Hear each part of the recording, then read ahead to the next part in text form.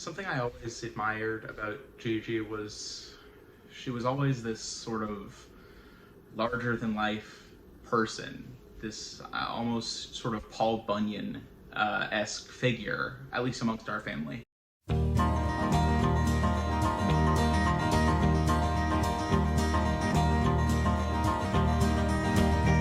It's knowing that your door is always open and your path is free to walk. That makes me tend to leave my sleeping bag rolled up and stashed behind your couch. And it's knowing I'm not shackled by forgotten words and bonds and the ink stains that are dried upon some. She had built up this persona, and it's not even her that was building it up, it was the family around her.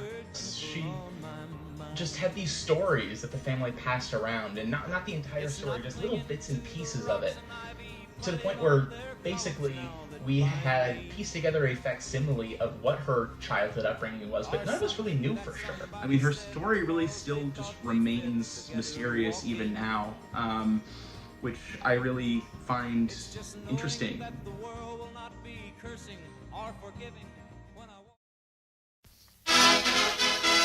Cotton is still king in the South, at least in Blytheville, Arkansas, scene of the 18th Annual National Cotton Picking Contest. Nimble-fingered, strong-backed contestants from all over Dixie take part, ranging in age from 12 to 74. Walk along some railroad track and find that your Blytheville, Arkansas, May 1871. Quaint, unsettled area in North Mississippi County, the early growth of the town was spurred by the massive harvesting of lumber to rebuild after the Great Chicago Fire of the same year. With the mills came what some would describe as a rowdy crowd and a saloon town with a rough reputation, a reputation that would persist through the 1890s. I still might run in silence, tears of joy might stain my face, and a summer sun might burn me till I'm blind. But not to where I cannot see you walking on the back roads by the rivers flowing gentle on my mind. I dip my cup of soup back from a gurgling, crackling cauldron in some train yard. My beard a roughening coal pile and a dirty hat pulled low across my face. Through cupped hands round the tin can, I pretend to hold you to my breast and find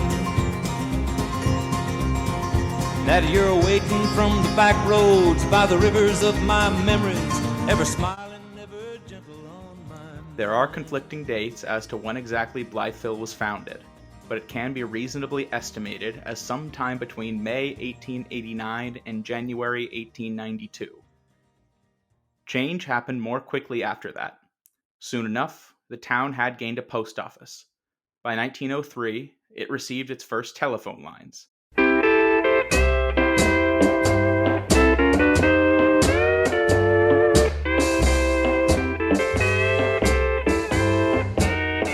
I go out walking after midnight, out in the moonlight, just like we used to do. I'm always walking after midnight, searching for you.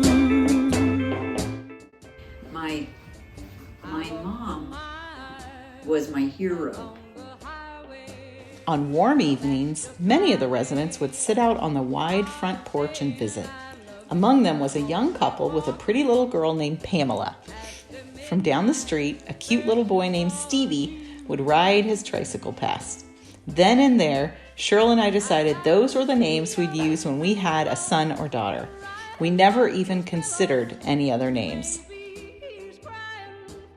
She always felt like, and I'm sure, and acted like we were just the lows of her life, and anything she could do for us, she would do. We were very spoiled. We didn't have much money-wise, but we always had a lot of love. Midnight, out in the starlight, just hoping you may be somewhere.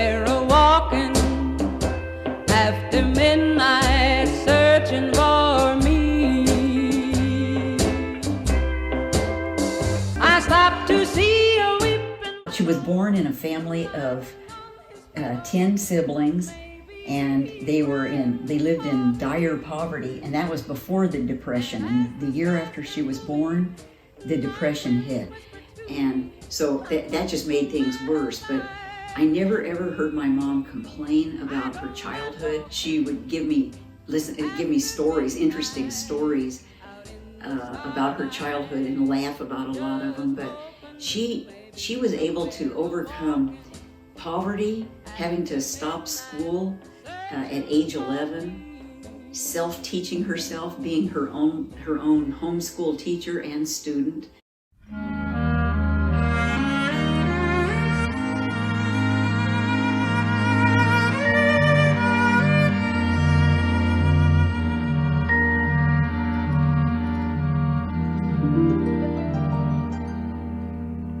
The very thought of you. She was an expert in history. She followed current affairs, and there was never a conversation where she didn't want to be a part and could add a lot to the conversation.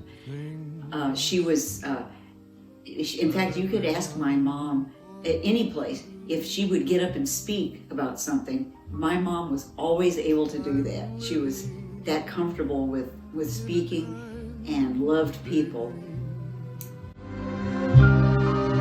Oh, but I'm happy as a king, and foolish though it may seem to me, that's everything. The mere like as a mother, like do you have specific memories Yes, like of your childhood? I do.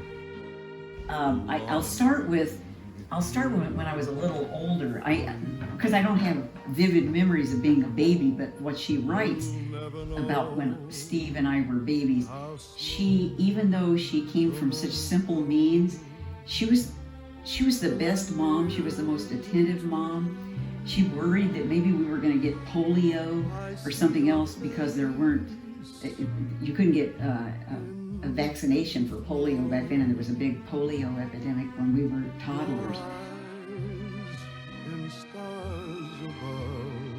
But I remember distinctly when I was an older girl and a teenager that my mom always made our house so comfortable. All during these months, we had close contact with our friends Al Marchbanks, Bill and Louise Brawley. They also lived in Los Angeles in a variety of places. In addition to his day job and in exchange for room and board, Al worked the dinner shift as a busboy in the dining room of a fancy hotel on Alvarado Street, not too far from where we lived. We would go over to visit him periodically and see how the other half lived. This is where he met Eleanor, his future wife. She was the dining room hostess. I see your face in every flower, your eyes in stars above. It's just the thought of you. My mom would put a big pot of what she called that stuff on the stove that would cook for 3 or 4 hours, or hamburger stew. So our house always smelled good on a Saturday. I have that memory. I also have another memory. My mom and dad would go grocery shopping every Friday night, and my brother and I would stay home. And my mom was always very sensible about the food she'd make.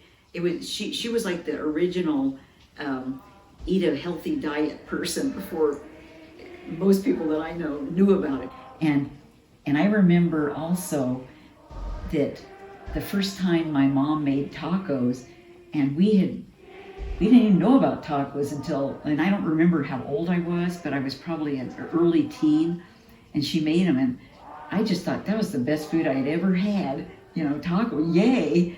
So my mom is just a wonderful mom, a loving, attentive mom, and she always put everyone else first. In fact, for all my years after I grew up and got married, I never ever called my mom without her acting like I had just made her day because I called. That was just the way she always was.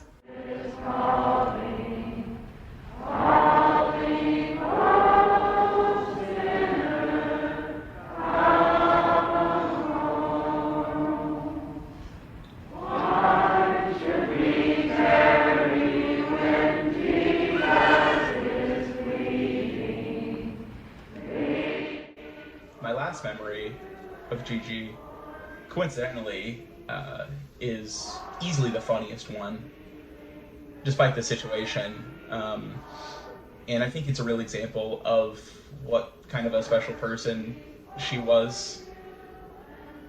Basically, Heather and I went to go visit Granny and Gigi about 2 weeks before she passed. Granny, as a gift to Gigi, bought a copy of the annual Farmer's Almanac, which Gigi loved thumbing through. We were playing a little game, the four of us, where I would read out the name of a phobia. One of the entries in this book was a list of unusual phobias and what they meant.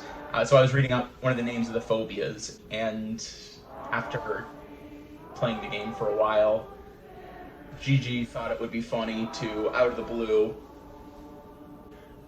she asked, "Did somebody turn the lights off?" "Oh my God, did somebody turn the lights off? I can't see, I'm blind!" And then turned to the three of us with the wickedest smile. And we had been terrified, of course, but also been party to probably the wickedest joke that someone can make while they're in the dying process, and it really was terrific. I've seen so many changes in my lifetime. Technological advances are awesome, of course, but it also seems to me that outlook on life in general has improved. When I hear someone mention the good old days, I know in my heart that we are living them now.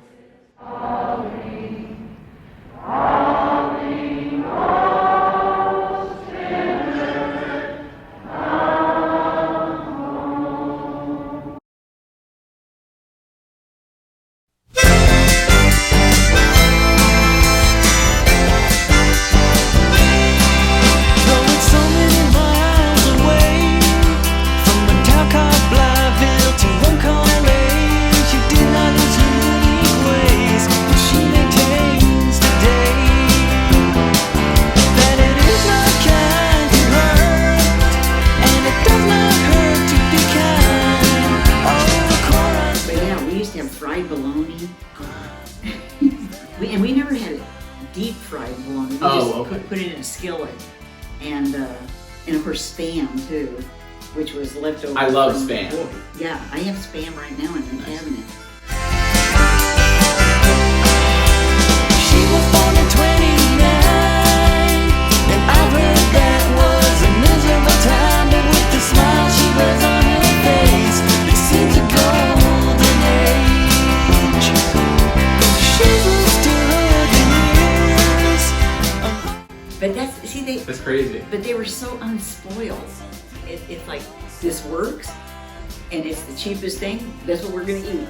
Yeah, that's true. You know. One